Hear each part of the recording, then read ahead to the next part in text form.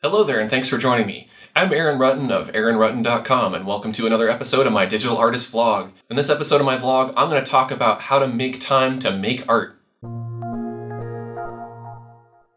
Finding time to make art can be especially difficult for people because they have personal lives, they have school, they have a family, they have a job. There's all kinds of different reasons why you might not have as much time as you like to make art.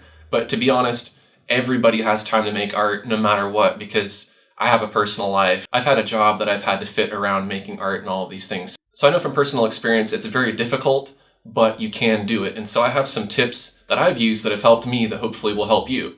For starters, most people have free time. I mean, if you think about it, you think, well, I don't have any time to do anything, but you're probably doing things like messing around on your phone, or you're on Facebook, or you're watching TV, or you're playing video games, or you're doing something that is considered recreation. If you subtracted the time that you spend on those things, or you replaced those things with making art, then you would have some time, who knows how much time that would be, but you would have some time to make art.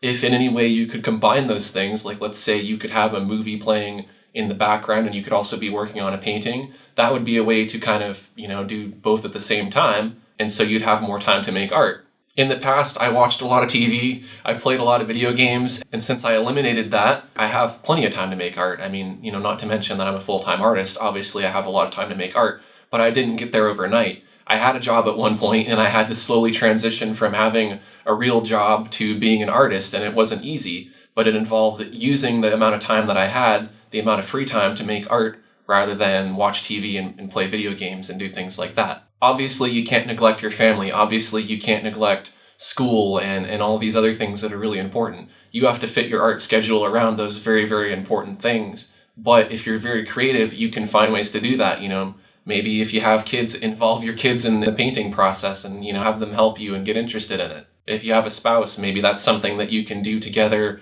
for date night, or it's something that can be an activity for you. If you're a student and you're not already taking an art class, consider signing up for an art class. Or if there's opportunities in a class that's not an art class to make art, for example, if you have a presentation or something and you want to get extra credit, make a piece of art to go along with it, and then you're getting extra credit and better grades, and then on top of that, you have an excuse to draw.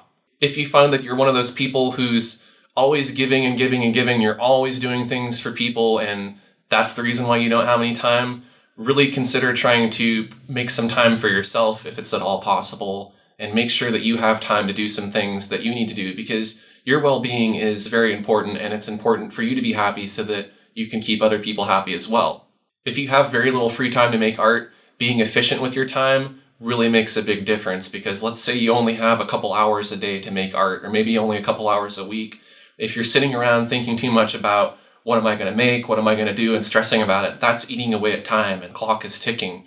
What you can do is when you have a little bit of free time, very small amounts of free time in between all of the busy things that you have to do, let's say on your way to school or on your way to work, you could make to-do lists, you could write down your ideas anytime they come to you, jot them down on a piece of paper or on your phone. Then you've already kind of got an idea or a list of things, and then when you have some time to sit down and make art, you already know that you can pick one of those things from that list, and you can just immediately start on that.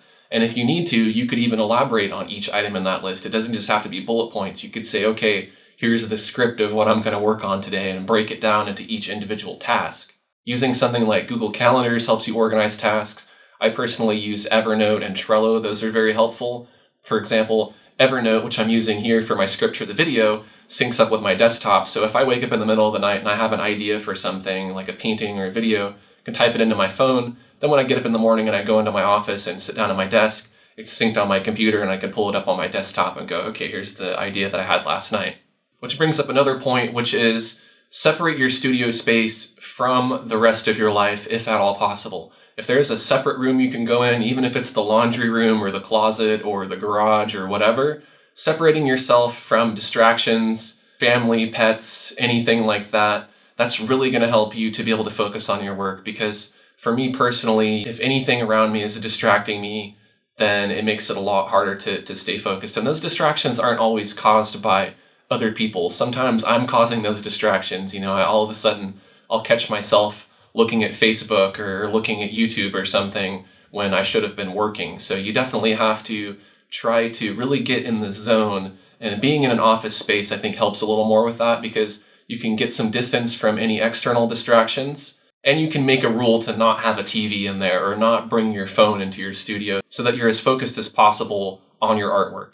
Now, throughout this video, I've been talking about make art and do nothing else. And I know that ends up putting you in a situation where you're making lots of art, but you have no social life. You don't go out and you don't do anything, and all you do is sit inside and make art. And that's, I hate to say it, but that's kind of what being an artist is a lot of the time, is spending a lot of time making art. But if you're one of those people who wants to be around other people and you don't want to be a hermit, holed up in your little art cave making art all day, you could make art with your friends. Consider going out to meetups in different places where people do group art sessions, or maybe go and take some classes and meet other people who like to make art. Or if you don't have those opportunities in your area, you can go online. You could use an application like Drawpile and you can draw on the same canvas with people all around the world. Or you could do something like a Google Hangout or a live stream and draw with somebody, another digital artist somewhere else in the world. And collaborating on a piece of art with somebody else is especially good because then you're kind of holding each other accountable. You don't want to be rude and not do your share of the work if somebody's done their share of the work and so on. And you want to make sure that it gets done. So that's something that can kind of help keep you in check. To consider making art as a gift. Let's say it's December and you're really stressed out because you got to do all this holiday shopping and you're worried about what do I buy people, what do I do, how am I going to have time to do that? Don't go out and buy them socks or something that they're not going to want. Make them a gift. Spend time making art. Make everybody a painting. It doesn't have to be the most detailed painting in the world. It could be something simple, and make 5 or 6 or 7 little paintings and then give somebody a painting. They're going to appreciate that a lot more than socks, and it gives you an excuse to make art for that month.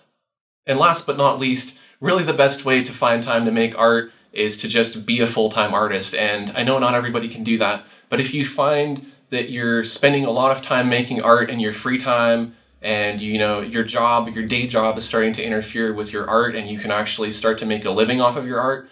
In my case, for example, I had a day job, but I was finding that my day job was conflicting with the amount of time that I could spend doing all these other jobs that I had. And at some point I decided, well, I can put all that time and effort that I'm putting into the day job into my art career, and if I have more time to make art, I can make more money. It'll all work out, and eventually it did. I quit my day job, I became a full-time artist, and now that's what I do for a living, and now I have all the time in the world to make art because that's what I have to do to pay the bills.